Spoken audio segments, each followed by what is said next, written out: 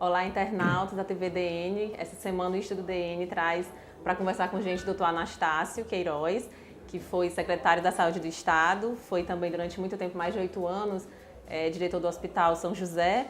E a gente vai conversar sobre essas doenças que os internautas têm pedido para a gente falar, sarampo, dengue, tirar algumas dúvidas de vocês. Doutor Anastácio, a primeira pergunta que a gente faz para o senhor é em relação ao sarampo. A gente tem tido hoje um cenário complicado que tem preocupado não só a população, mas também as autoridades em relação ao sarampo. O que é que tem tido de diferente no Ceará para a gente ter esses números tão altos de sarampo e o que está faltando para combater isso?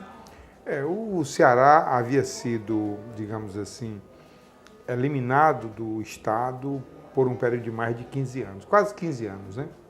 E de repente, no ano passado, no início do ano passado, teve um caso em dezembro de 2013, mas realmente os casos começaram em 2014, quer dizer, eu vi um caso no início do ano. E claro, quando você tem uma doença que foi, digamos assim, controlada plenamente, e ela volta, naquele momento que se identifica o primeiro caso, tem que haver um trabalho muito intenso para que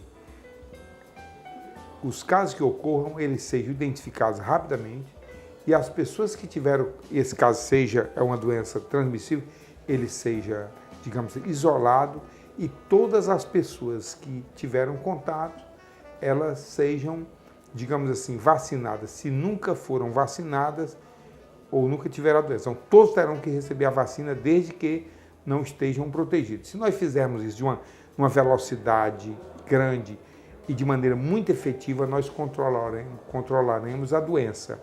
Por alguma razão, isso não foi possível ser feito e, consequentemente, a doença começou a se difundir e quanto mais ela se difunde, mais difícil fica do controle e, apesar de não ter muitos casos, mas ainda nós não fomos capazes de controlar essa doença que tem uma vacina muito efetiva e de muito boa qualidade. Uhum. A gente tem sempre cobrado do poder público, a população, em relação ao sarampo, mas o que a população também pode fazer? Sentar mais aqui, desculpa. Não, na realidade, a população, eu acho que é preciso que por exemplo, houve um caso suspeito de sarampo, tem que haver todo um trabalho feito com as unidades de saúde, com os profissionais de saúde, principalmente os médicos, para que, havendo a suspeita, os sintomas X, Y, Z, é suspeita. Então, imediatamente nós temos que isolar aquele caso. Segundo, colher sangue para confirmar o caso.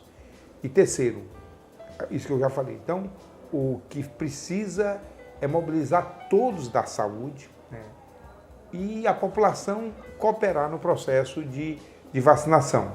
Se isso for feito de uma maneira muito, digamos assim, bem integrada, com certeza o sarampo será eliminado do Ceará rapidamente. Mas é preciso que todos deem a sua contribuição, todas as unidades de saúde, seja posto de saúde, seja hospital. Agora, para isso, todos têm que saber o que é o sarampo, porque, por exemplo, os profissionais mais novos, como nós passamos quase 15 anos sem sarampo, claro que eles nunca viram sarampo. Então, como as doenças começam muito semelhantes, é preciso que nós, realmente, nós possamos passar a mensagem para todos esses profissionais e ter a cooperação de todos. Certo. Agora, doutor, não é só o sarampo que tem preocupado, né? O poder público, como eu falei, e a população também.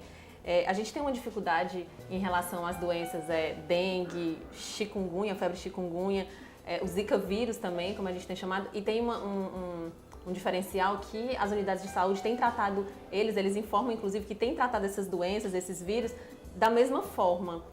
Como é que isso pode ser diferenciado, doutor? Existe uma maneira de diferenciar? Como é que isso pode ser trabalhado? E aí, mais uma vez, como é que a população deve se cuidar em relação a isso, deve tentar se prevenir em relação a isso?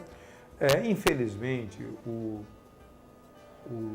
dengue, que é uma doença muito prevalente, nós sabemos no momento atual, o chikungunya e o vírus Zika vírus, são transmitidos pelo mesmo vetor, o Aedes aegypti, que é um mosquito que está presente em todo o Ceará e hoje em mais de 4.000 municípios do Brasil. São vírus que começam com sintomas muito semelhantes, são muito semelhantes. Existem diferenças pequenas que às vezes nem vale a pena. Agora, qual a diferença que deve, digamos assim, chamar a atenção?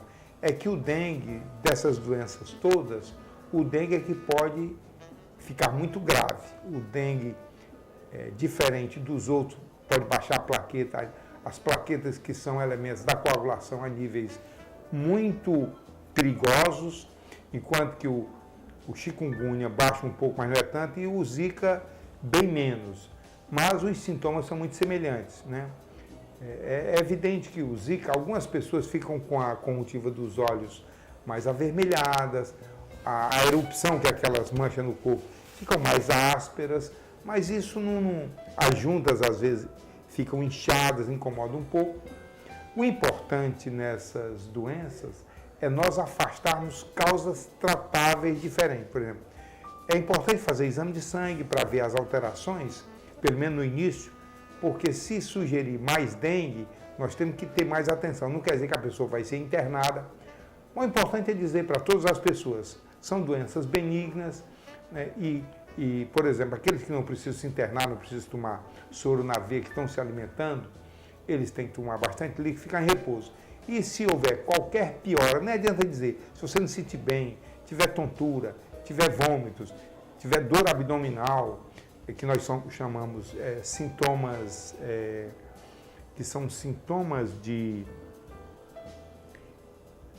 sinais do dengue mais grave, que nós chamamos de sinais de alerta, essas pessoas têm que comparecer ao hospital.